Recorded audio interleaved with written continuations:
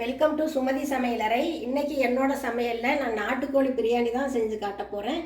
அதுக்கு பாருங்கள், நான் நாட்டுக்கோழி 1/2 கிலோ எடுத்து க்ளீன் பண்ணி வச்சுருக்கிறேன். நான் சீரக சம்பா ரைஸில் தான் செய்ய போகிறேன். சீரக சம்பா அரிசியும் நான் 1/2 கிலோ எடுத்து ஒரு இடம் தண்ணியில் கழுவிட்டு அதையும் ஊற வச்சுருக்கிறேன். இதுக்கு ஒரு மசாலா அரைக்கணும் வாங்க. நான் 1/2 கிலோ ரைஸும் 1/2 கிலோ சிக்கனும் எடுத்துருக்கிறேன். அதுக்குண்டான மசாலா சொல்கிறேன்னா, ஒரு 50 கிராம் பூண்டு எடுத்துருக்கிறேன், 50 கிராம் இஞ்சி எடுத்துருக்கிறேன், 3 பட்டை, பெரிய சைஸ் பட்டை 3 எடுத்துருக்கிறேன், லவங்கம் ஒரு 6 எடுத்துருக்கிறேன், ஏலக்காய் 2 எடுத்துருக்குறேங்க. 1/2 கிலோ ரைஸ் வந்து எனக்கு மெஷர்மெண்ட் கப்பில் 2 கப்பு வந்தது. அதனால் 1 கப்புக்கு நான் 4 மிளகாய் வீதம் 2 கப்புக்கு 8 மிளகாய் எடுத்துருக்கிறேன். 1/2 ஸ்பூன் கசகசாவும் சேர்த்துக்கோங்க, 1/2 ஸ்பூன் சோம்பும் சேர்த்துக்கோங்க. இது கூடவே ஒரு கைப்பிடி புதினா, இதையும் சேர்த்து நம்ம முதல்ல அரைச்சிட்டு வந்துடலாம். மசாலா அரைச்சிட்டு வந்துட்டேன் பாருங்கள். நான் ஜார கழுவுன தண்ணியுமே தனியாக எடுத்து வச்சுருக்கிறேன். இந்த மசாலா கூட சேர்த்தலைன்னா இப்போ பிரியாணி வதக்கி விட்டுறலாம் வாங்க. இப்போ நான் குக்கர் வச்சு ஆயில் ஊற்றி வச்சுருக்கிறேன். நான் 6-7 டேபிள் ஸ்பூன் ஆயில் ஊற்றி வச்சுருக்கேங்க. நீங்கள் நெய் சேர்த்துறதா இருந்தாலும் கூட கொஞ்சமாக சேர்த்துக்கலாம். இப்போ இது கூட பிரியாணி மசாலா முதல் சேர்த்துருங்க.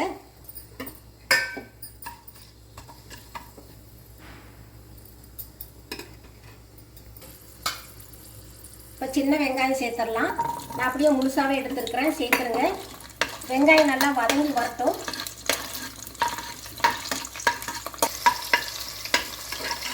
வெங்காயம் நல்லா வதங்கிடுச்சு பாருங்கள். இந்த ஸ்டேஜில் நம்ம கட் பண்ணி வச்சுருக்கிற ஒரு தக்காளி சேர்த்துடலாம்.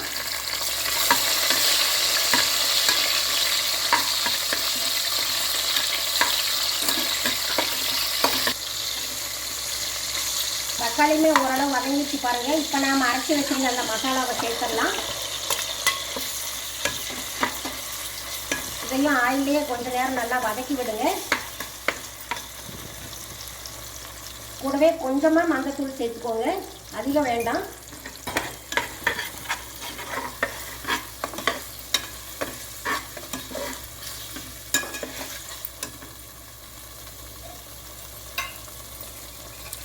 கூடவே 2 ஸ்பூன் கெட்டி தயிரும் சேர்த்துக்கிறேன்னா.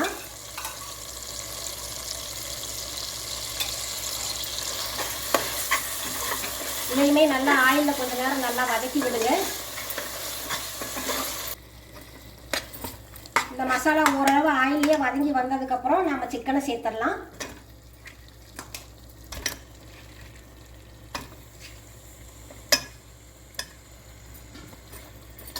சிக்கனையுமே சேர்த்து இந்த மசாலாவோட நல்லா கிளறி கொடுங்க.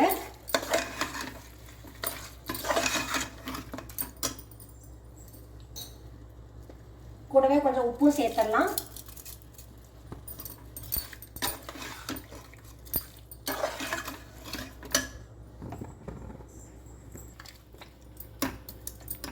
சிக்கனுமே ஓரளவு நல்லா மசாலாவில் வதங்கிருச்சு பாருங்கள். இப்போ கொஞ்சமாக தண்ணி சேர்த்துடலாம், அதிகம் வேண்டாம். சிக்கனுமே நமக்கு தண்ணி விடும்.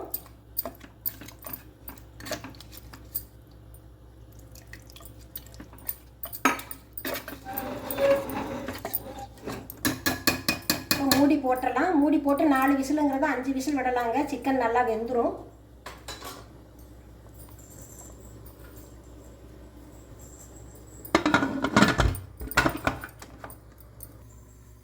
சிக்கன் வேகிற அந்த டைமுக்குள்ளே நாங்கள் பக்கத்து அடுப்பு பற்ற வச்சு நான் ஒரு கடாய் வச்சுருக்கிறேன் பாருங்கள். அதில் 2-3 ஸ்பூன் நெய் ஊற்றி வச்சுருக்கிறேன்.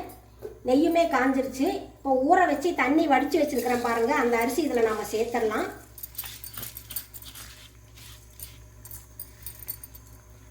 சேர்த்துட்டு நெய்லையே நல்லா வதக்கி விடுங்க.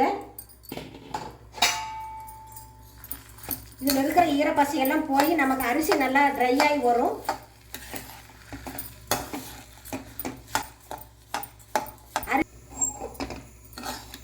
அரிசி பாருங்கள், நெய்லையே நல்லா கிளறிட்டேன். அரிசி உடையாத நிதானமாக கிளறி கொடுங்க. பாருங்கள், இதில் இருக்கிற ஈரப்பசையெல்லாம் போய் அரிசி நல்லா உதிரியாக ஆயிடுச்சு பாருங்கள். இப்போ அடுப்பு ஆஃப் பண்ணிடலாம். சிக்கன் நல்லா வெந்துருச்சு பாருங்கள். நான் 4 விசில் விட்டேன், வேகலை. மறுபடியும் 2 விசில் விட்டுருக்கிறேன். நான் 6 விசிலில் தான் நாட்டுக்கோழி வெந்திருக்கு. நீங்களும் உங்கள் குக்கருக்கு தகுந்த மாதிரி விசில் விட்டுக்கோங்க. இப்போ அடுப்பு பற்ற வச்சிடலாம். அடுப்பு பற்ற வச்சுட்டு நான் ரைஸ் வந்து 2 கப் எடுத்துருக்கிறேன். அதே கப்பில் நான் 4 கப் தண்ணி அளந்துருக்கிறேன். அதையும் சேர்த்துக்கோங்க.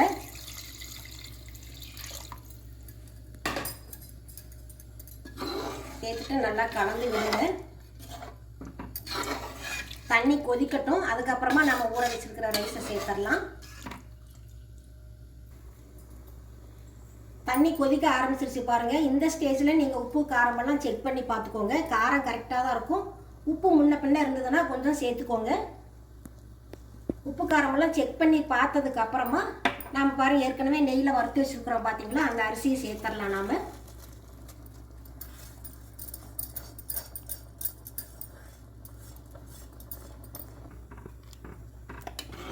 அரிசி சேர்த்த உடனே லைட்டாக கிளறி கொடுங்க. கிளறிட்டு நான் பாருங்கள் அரை லெமன் ஜூஸ் புழிஞ்சு வச்சுருக்கிறேன், அதையும் சேர்த்துடலாம்.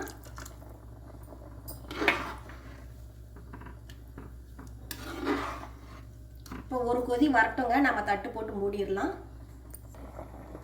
நல்லா கொதிக்குது பாருங்கள். இந்த ஸ்டேஜில் நான் வந்து குக்கர் மூடி போட போகிறதில்ல, தட்டு போட்டு தம் பிரியாணி மாதிரி தான் செய்ய போகிறேன்.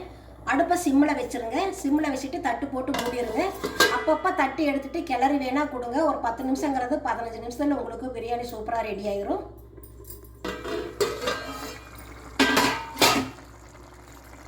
தட்டு ஓப்பன் பண்ணி லைட்டாக கிளறி வேணால் கொடுங்க. பாருங்கள் பாதி அளவு தண்ணி வத்துருச்சு. இன்னும் கொஞ்ச நேரம் இருந்தால் போதும் நமக்கு. இந்த நாட்டுக்கோழி பிரியாணி எங்கள் வீட்டு ஸ்டைலுங்க. இது சூப்பராக இருக்கும். நீங்களும் ஒரு இடம் இந்த மாதிரி செஞ்சு சாப்பிட்டு பாருங்கள்.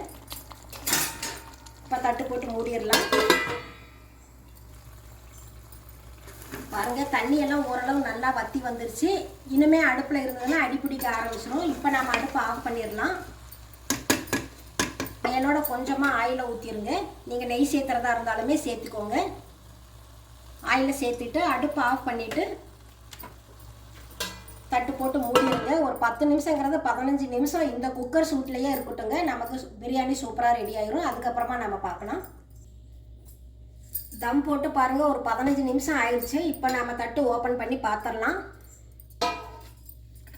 பாருங்கள் பிரியாணி சூப்பராக ரெடி ஆயிடுச்சு. பாருங்கள் நமக்கு அடியே பிடிக்கல. நல்லா சாதம் நமக்கு உதிரி உதிரியாகவுமே வந்திருக்கு. நான் வந்து இதை வேற ஒரு சர்விங் பிளேட்டுக்கு மாற்றிட்டு உங்களுக்கு நான் காட்டுறேன். நாட்டுக்கோழி பிரியாணி சூப்பராக ரெடி ஆயிடுச்சு பாருங்கள். நான் சொன்ன மாதிரியே எல்லா மசாலாவும் அரைச்சி செஞ்சு சாப்பிட்டு பாருங்கள். டேஸ்ட்டு சூப்பராக இருக்கும். உங்களை நான் மறுபடியும் அடுத்த வீடியோவில் சந்திக்கிறேன். தேங்க்யூ.